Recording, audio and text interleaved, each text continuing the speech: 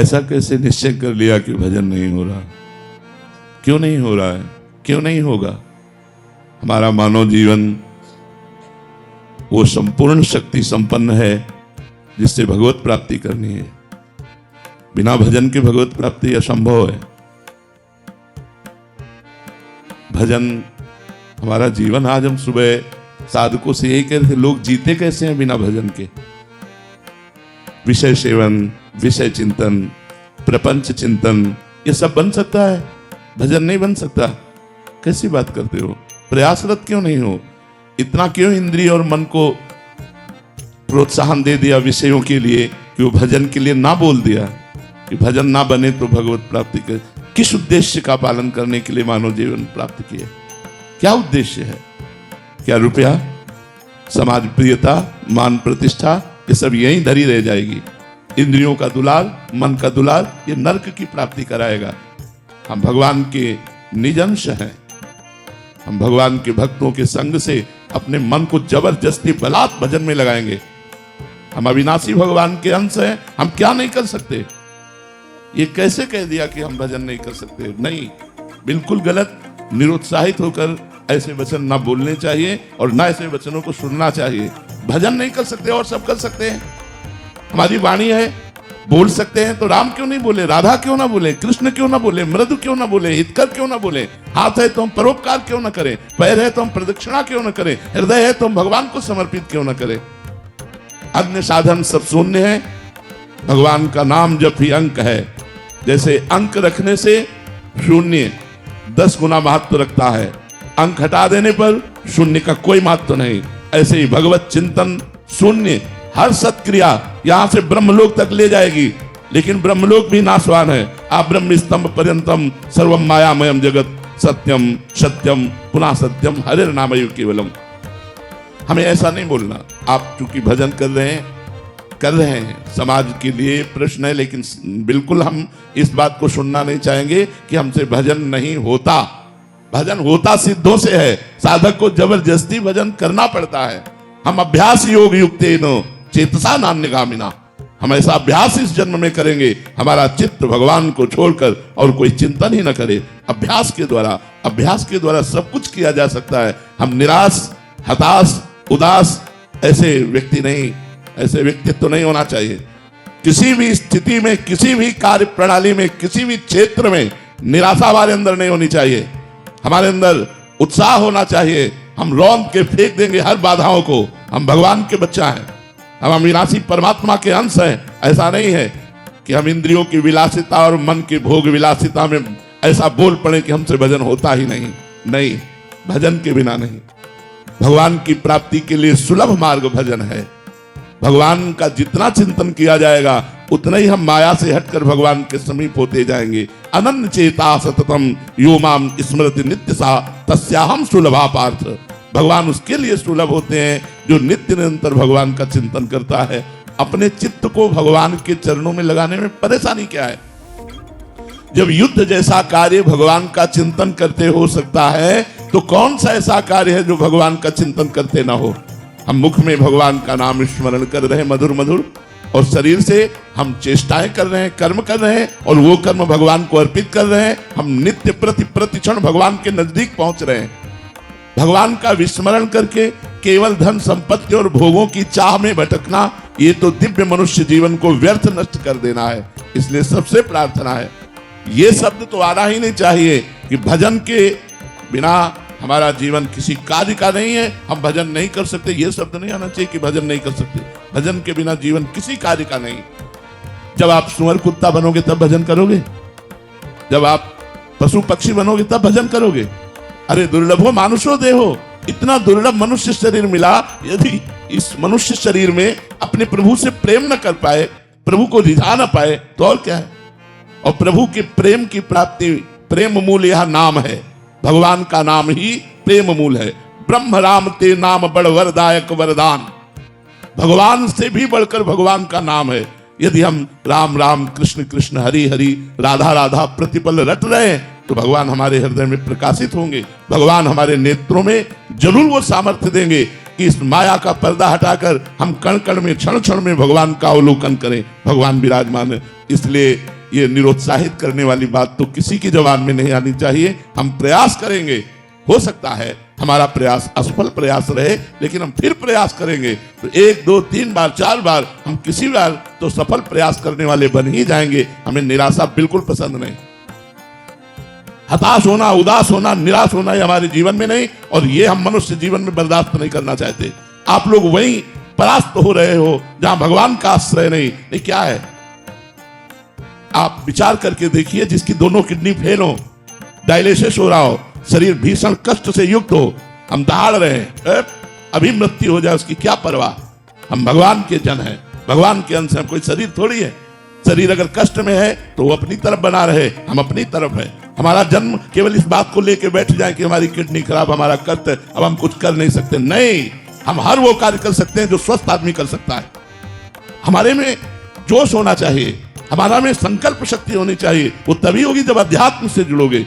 भजन करो, भगवान का नाम स्मरण करो और उत्साहित रहो और वीर पुरुष बनो, कायर पुरुष नहीं। ये मैं नहीं कर सकता, ये हमारी डायरी में नहीं है। अधर्म की बात अलग है, धर्म और सही मार्ग में चलने के लिए ये मैं नहीं कर सकता, ये डायरी में नहीं। हमें जो सतमार्ग में करना है वो हम करेंगे। भजन बड़ा है या माया का प्रकोप बड़ा है, भगवान की कृपा बड़ी है या माया का प्रकोप, ऐसा नहीं। हम सबसे प्रार्थना करते हैं, आप लोग कायर बनोगे तो ना इस लोक के रह जाओगे ना परलोक के रह जाओगे, और वीर बनोगे तो जो चाहोगे वो प्राप्त कर लोगे। तुम भगवान की संतान हो, महाबली, अनंत वैभवशाली हनुमान जी महाराज जिनके चरणों को दुलार करते हैं, उन भगवान के बच्चे हो, उन भगवान के अंश हो। तुम में अपार सामर्थ्य, तुम अपनी शक्ति को जागृत करो और जागृत करके भगवत प्राप्ति करो। जब हम भगवान को अधीन कर सकते हैं भगवान का नाम जप करके, तो और क्या नहीं कर सकते। इसलिए खूब नाम जप करो। जबान हिलाने में क्या जाता है, राधा राधा राधा राधा राधा राधा, इसी से भगवत प्राप्ति हो जाएगी। जो कर्म करो भगवान को समर्पित करो, खूब नाम जप करो। देखो, भोग विलास तो लंका में भी बहुत था, लेकिन विभीषण जी ने भक्ति की कि नहीं की। हम वही बात बार बार आपको दोहरा रहे हैं। हमारा जिद्दी स्वभाव होना चाहिए। हम जिस कार्य को करना है उसे करके रहेंगे, चाहे लाख बाधाएं आए, मुझे परास्त कोई नहीं कर सकता। अगर हमारा स्वभाव इस कोटि का रहेगा तो हमें कोई परास्त नहीं कर सकता। लंका निश्चर निकर निवासा, यहाँ कहां सज्जन कर वासा।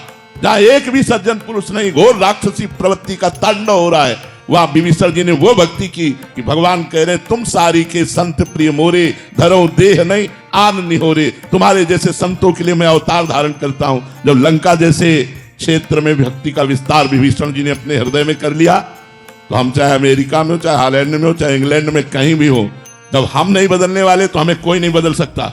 हम मांस नहीं खाना चाहते, कोई नहीं खवा सकता। हम मदिरा नहीं पीना चाहते, कोई नहीं पिला सकता। हम व्यभिचार नहीं करना चाहते, कोई नहीं करा। और अगर हम करना चाहते हैं तो भारत में क्या वृंदावन में करोगे? क्या नहीं है यहाँ? अगर भगवान है तो सब कुछ है। यहाँ भगवान भी है तो सब कुछ है। अगर हम भजन ना करना चाहें तो वृंदावन में भी भजन नहीं होगा, और भजन करना चाहे तो अमेरिका में, इंग्लैंड में, हॉलैंड में, जहां भी हो तुम, सब जगह भजन कर सकते हो, क्योंकि आपको भजन करना है। हम एक ही मेज में बैठे हैं, दूसरा कुछ खा रहा है, हमें जो पसंद है वो हम पा रहे हैं। राधा राधा राधा, उसका प्रभाव हमारे ऊपर थोड़ी पड़ जाएगा। एक ही ऑफिस में काम कर रहे हैं, दूसरा अपनी चाल चल रहा है, हम अपनी चाल चल रहे हैं, क्या फर्क पड़ता है? इसलिए ये बात रख कर कि हम विदेश में विषय बाहुल्यता होने के कारण भजन में हम गति नहीं कर पा रहे, ऐसी बात गलत है। बहुत से ऐसे भक्त हैं जो हम आपको बता सकते हैं, हमारे ही परिचय के हैं।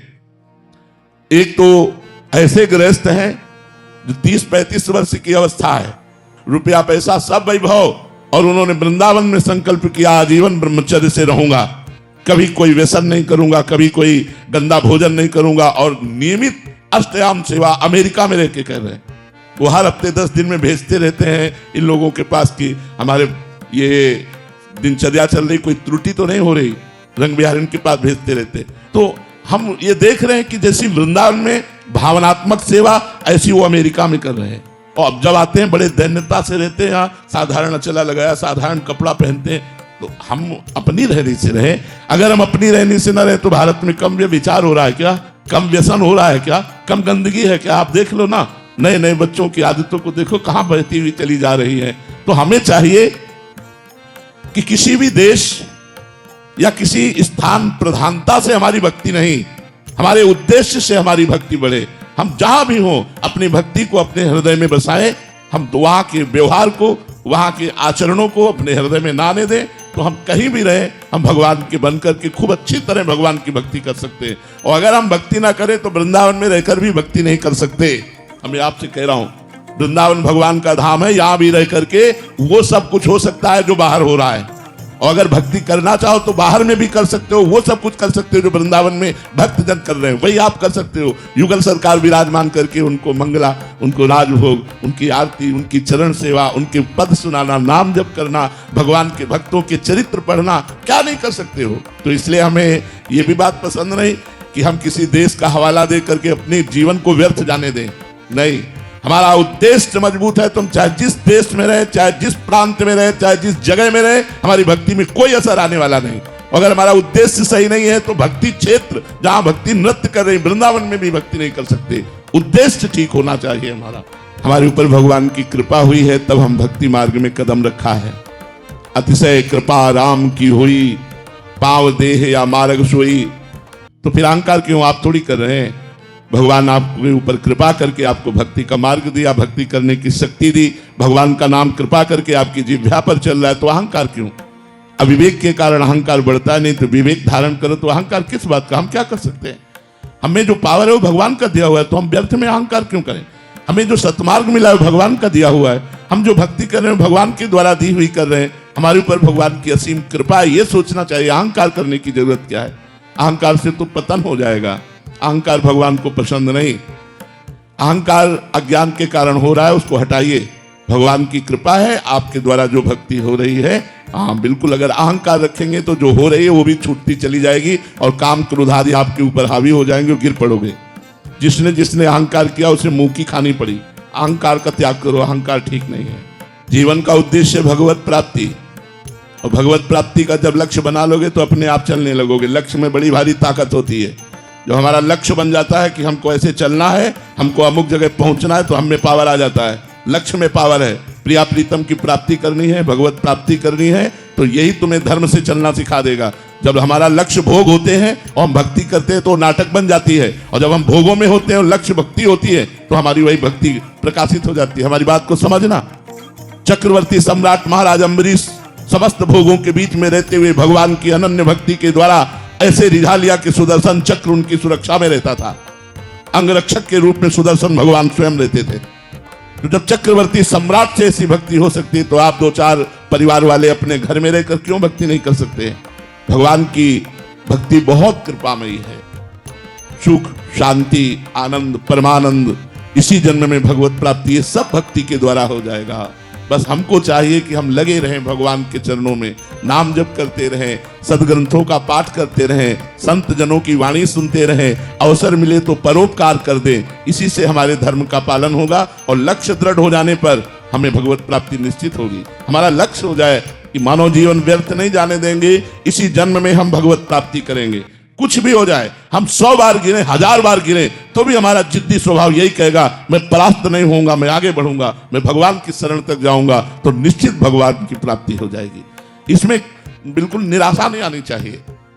हमारा लक्ष्य भगवत प्राप्ति बन जाए तो लक्ष्य में इतनी ताकत है कि धर्म से चलने के लिए हमको सशक्त कर देगा, मजबूत कर देगा। हमारे अंदर वो सब विवेक रूपी शस्त्र आ जाएंगे जिससे हम अधार्मिक प्रवृत्तियों का नाश करके धर्म में चल सके। इसलिए लक्ष्य बनाओ भगवत प्राप्ति। लेकिन भगवत प्राप्ति का लक्ष्य वही बना सकता है जो सत्संग सुनकर अधार्मिक भोगों का त्याग कर रहा है। जो अधार्मिक भोगों को भोगता है वो केवल मनोरंजन में ऐसा बोलता है मैं भगवत प्राप्ति करना चाहता हूं, वो कर ही नहीं सकता, वो अंदर सोच ही नहीं सकता। भोगेश्वर प्रसक्ता नाम तया प्रहृत चेतसाम व्यवसायत्मिका बुद्धि समाधो न विधीयते।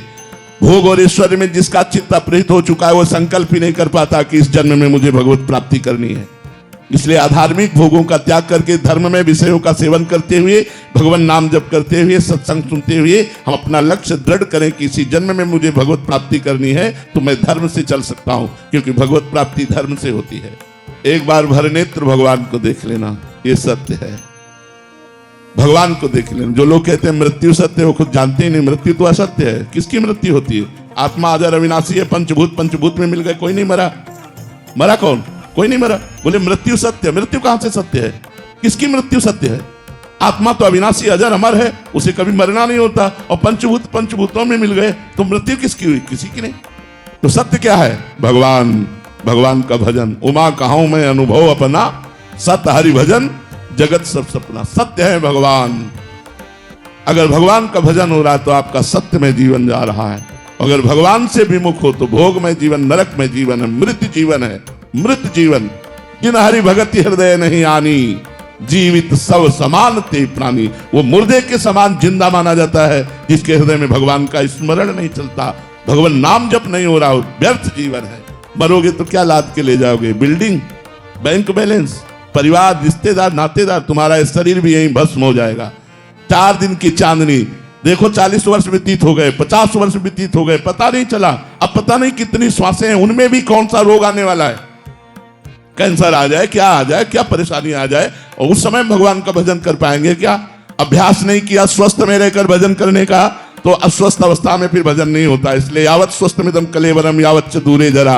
जब तक तुम्हारा शरीर स्वस्थ है, बुढ़ापा दूर है, भजन करके भगवान की प्राप्ति कर लो।